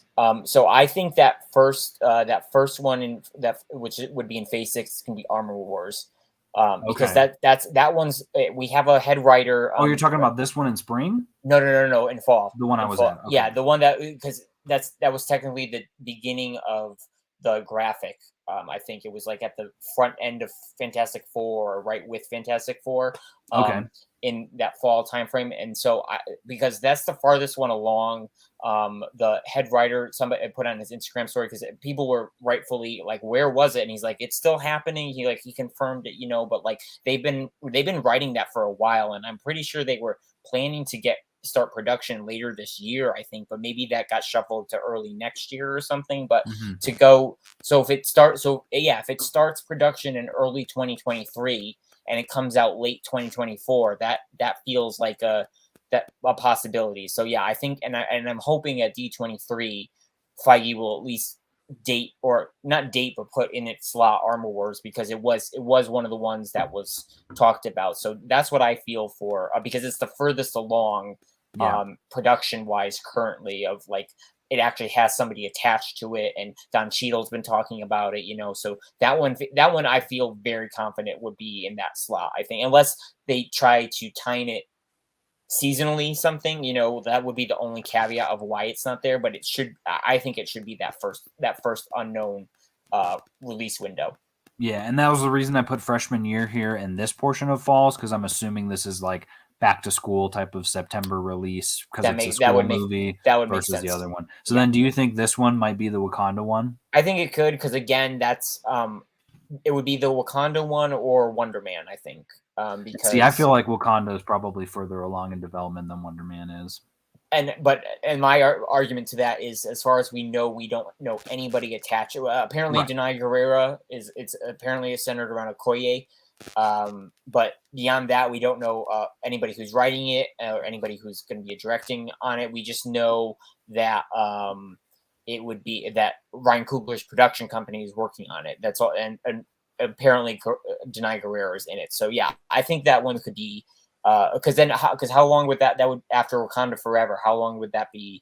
That will have been two years, right? Yeah. So that's a good time to get back to Wakanda. So. Yeah, I could see that, and then I probably think the next show probably would be Wonder Man. I think because that's also the closest of knowing that it's supposed to film at earliest next year. So I think that could be late next year, like in a year's time, essentially. So I think Wonder Man could be that early one, and then but I definitely feel like Nova has to be in Phase 6 because he has to appear. So he has to. Yeah, that feels like Nova feels like a great summer one right before Avengers 6. That feels really great. I think Yeah. because Nova feels like a big character that would be a part of the Kang story or the Secret Wars. Okay, so with that in mind, we've got 2 untitled movies then, and kind of tossed mine out, and I totally agree with that assessment. So what goes there? Yeah, God, Because I mean, that's we've got every single thing that has been rumored or talked about is mhm, on this mhm. list. You got Yep. Deadpool. You've got, and again, Spider-Man is not a part of this because Marvel Right. never had them a part of their calendars that they would share. And this is, I guess, a question to you: is if they if they strike another deal with Sony, because they're Tom Holland, as we know, his Spider-Man in theory has one more Marvel Studios movie he has to appear in. And so anything further has to be negotiated with Spider-Man. They also have the ticking clock of when they need to start production before the rights automatically revert back. So Is that where okay? So those rights, though, are they based off of a Spider-Man movie or like a Morbius movie? Unclear now because of what Sony is doing, but I think it might be predicated on a Peter Parker Spider-Man movie. So then, yeah, and it's like 2 years, 3 years, something like that. But I wonder it if that'd won't be be in one of Secret the. Where It won't be if one of these. These dates. So where does it fall in Phase 5 at all, or do we not? Do we wait until Phase 6? Because we got 2 in Phase 3. Well, yeah. Wait, So when well, you look at yeah, those, I've got them right here. So Spider-Man 2 came out 2 years after, and then yeah, Spider-Man 3 was 2 years after. So theoretically, it would in be in 2 years, 2023 that it would come out right? if So it Sony's would. doing it that way. Right. So then, yeah, do they do a winter? Do they do a December, like another December after Blade? Like, do they put it at the end of? Right. Yeah. So that's another thing to consider. Of like, how would that play in Well, and with is any of Marvel going this? to But help them? Because I feel like at this point, Marvel's been doing them a kindness, and I get that they like good for them to get 30% for making the movie. But at this point, I'd be like, honestly, after seeing what Kevin even provided notes for Morbius, and the yeah, movie well, he still does on all stunk. those. Yeah. And I'd be like, you know what, guys, just you make your movies. Good luck. And from there, I'd be giving them the cold shoulder so that they come tapping back on my shoulder and saying, hey, do you want to buy this stuff back from us? We clearly don't know what we're doing. Like at this point, that's what I'd be Yeah. wanting. And the perfect way to do that would be to bring him back in this, pull Right. another Peter Parker from the multiverse that everyone, no one doesn't. Well, I guess it wouldn't matter. No one would know him anyway, even if he came from another universe. But yeah, and then you've got all those other, Miles Morales, all that stuff. When is that happening? I mean, that was a big piece of Secret Wars in the beginning because it was Miles and Peter's universes that collided at the very beginning. Yeah. So yeah, I really don't know. I mean, what movie do you put in between the Avengers movies? I don't think it's an Ant-Man type movie. Ooh, yeah, and see, yeah, that's the thing. It's the one that's between. So it's like, what is bridging that gap between those two? Like, and in theory, you have to imagine the Guardians aren't it. This one's gonna end. I would have said another Guardians. Like, yeah, it's like I don't. Do we do? But again, like, if you're doing another Guardians, why not just have that be the Eternals movie? Like a movie where Eternals and Guardians are in it. Sure. And then looking too, we've got Captain Marvel, which came out in 2023. So this would be 2 years after that last sequel. I know this one was 4 years, but do we do another Doctor Strange movie? Yeah, great question there as well. Great call. So Doctor Strange will be 2022. That's 3 years after. So yeah, is it a doc? And it makes sense. I would believe that because I kind of assumed that maybe it led into it, but with the success so maybe of that Doctor Strange, maybe that February or July one is a Doctor Strange movie. I'm gonna buy it. Doctor Strange 3, yeah, and then that puts it at 3 years. Yeah. Plus, and on that tracks because it took them 6 years to make that sequel. So 3 years is not that much to ask for. Yeah. Plus, you'd have a completely different director doing it. Yeah. Yada yada yada. So, or what if one of these, maybe not Doctor Strange 3, but the Scarlet Witch movie that has been rumored for including Elizabeth Olsen? What if that is one of these two? A what movie? Scarlet Witch. Oh, yeah. If something were to come out of Covenant of Chaos, maybe a Scarlet Witch. I mean, she is red Valentine's Day. I mean, this movie is Valentine's Day. So how are they marketing that? Is that going to be a just give Kamala Khan her own movie already, and maybe we can do it that way. Yeah. Also, for those tuning in, there's comments here about Doctor Strange 3 pass. People, I'm starting to get emails and text messages. Alex, I thought you loved that movie. I do. That's an imposter. I have no idea who's on the Nerd Life Network comments right now, completely trolling my fans. I'm going to have a talk with my illustrious producer about this and see if he can get to the bottom of it. So, Brian, if you're listening, find out who's besmirching Doctor Strange's name, because I will not have that on my show. I forgot to tell you, I did watch the director's commentary last night of Multiverse of Madness. It was really good. Sam Raimi is such a cool guy, and so is Michael Waldron. They were fun together. Okay, so do we want to take a stab at it? Does anyone in the comments want to take a stab? Yeah. Maya says possibly could be a Thor film. Maybe, yeah. And Sarah's also questioning, where does Wonder Man, if he is Nathan Fillion, fit into all this? I mean, you saw where we put the series, Sarah, but yeah, I agree. Yeah, like him as a character, beyond just being on an Avengers team because he is prominent in the comics, like I don't know. I feel like these films are very hard to take stabs it's like taking stabs in the dark. It's like you don't know, because it could be a sequel to existing things. It could be something brand new that ties in to, but I don't know. Like Deadpool just feels like the most.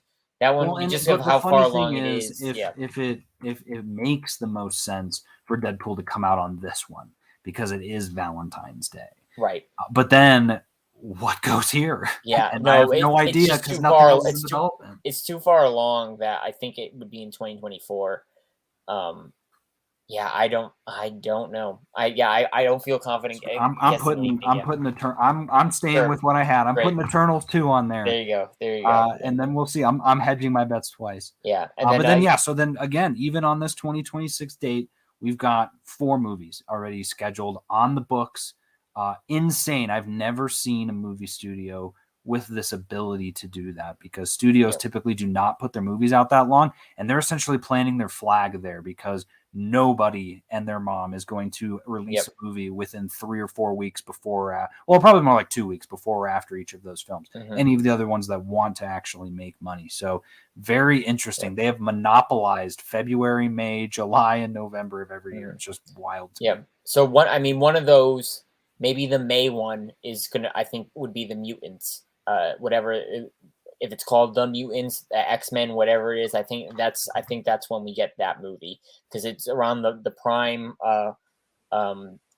May weekend, the start of May is everything, Shang-Chi 2, I think can go, maybe Black Panther 3, but Shang-Chi I think is definitely there, just only because, like we said, Destin Daniel Cretton is on the Kang Dynasty. If he wasn't, then I would say, he was definitely, it definitely would have been that 2025 February or July date, like 100%. But the fact, like, doesn't Shang-Chi seem like the perfect movie to be in between those 2 Avengers films, with all of the little teases we got at the end about the rings and all of that? It could be. And I mean, unless they are going to get another director, which we don't know is the case. So as far as we know, Destin Daniel Cretton is still attached to be on that one.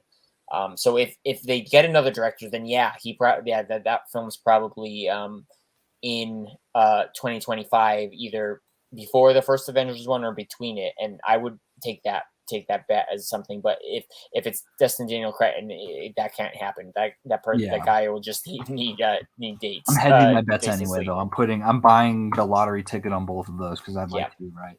We got a couple great comments on here as well. Did we put an America Chavez series on the calendar? That feels certain. It hasn't been announced. So the only ones that we're putting on this calendar were the ones that have been either, rumored to be in production or anything like that. But I agree with you, Brian. I think, yes, that is something that's going to come at some point. And then Maya said, can't forget about a Valkyrie series either. Great point there too. I think something is going to come out of that as well. And, again, all of that could be 2026. They have not announced, or 2025. They've really, they haven't announced. They haven't announced a lot of dates for the shows. Yeah. Yeah, that's what I which was going to say. Yeah, great. there's still a lot of release windows for Disney Plus series in 2025 and 2026 that we don't know about. So it's very possible all of these are going to happen or are being considered, and we just don't have. So hopefully, yeah, D23 this September, which we all kind of assumed would be more Disney Plus focused, which I think was a fair assessment for San Diego Comic Con, that it was more on the movies. Even though we did get some Disney Plus stuff, I do feel like it was more movie focused. So hopefully, yeah, D23 will be the opposite, where we'll get like, say, like we said, oh, it'll be here comes Deadpool this slot, and but then here we're going to the Disney Plus slates and filling it in on Phase 6 and announcing some other things in development. So Yeah, that'll be exciting, and we will be here to talk about everything that comes out of that D23 here in a couple of months. So I think that kind of puts us exactly where we need to be. So I'm going to stop sharing our screen. Kevin, thank you so much for going through this with me. I'm glad we got some little receipts that I can put in here. Make sure you keep that one that you had as well.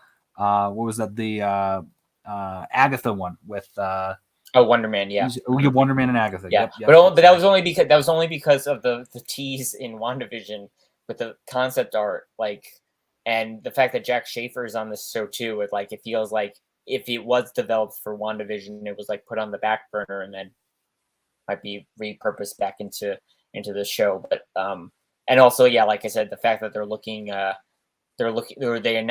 trades revealed that that series was in development. It means they're probably looking for the actor to play the character if it's not going to be Nathan Fillion. Yeah.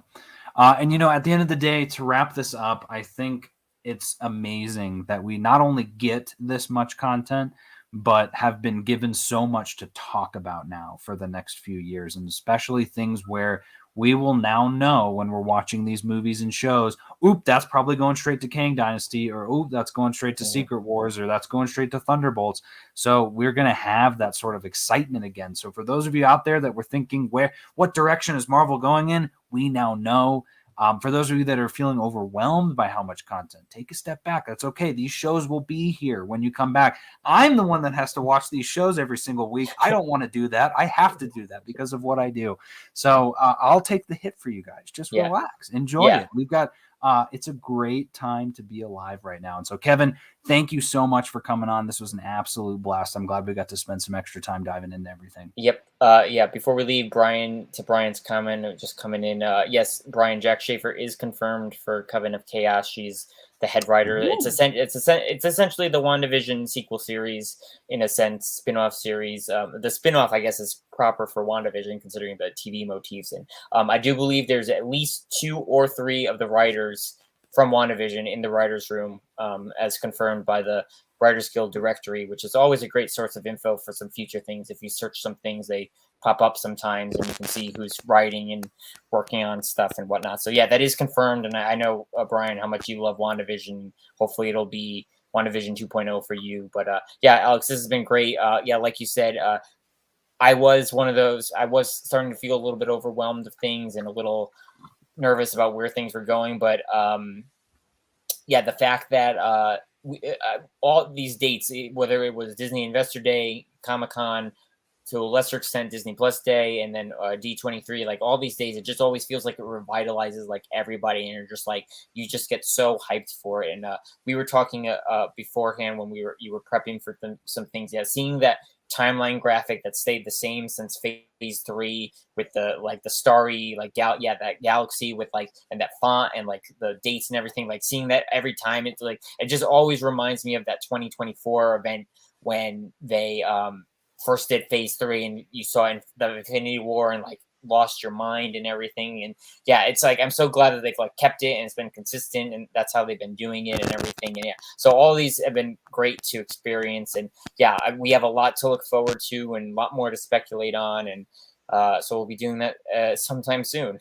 Yeah, very excited for that time. So keep it here for Comics and Cinema. I'm your host, Alex Klein. Thank you guys so much for listening and for tuning in here on the live stream. We will see you all in the multiverse.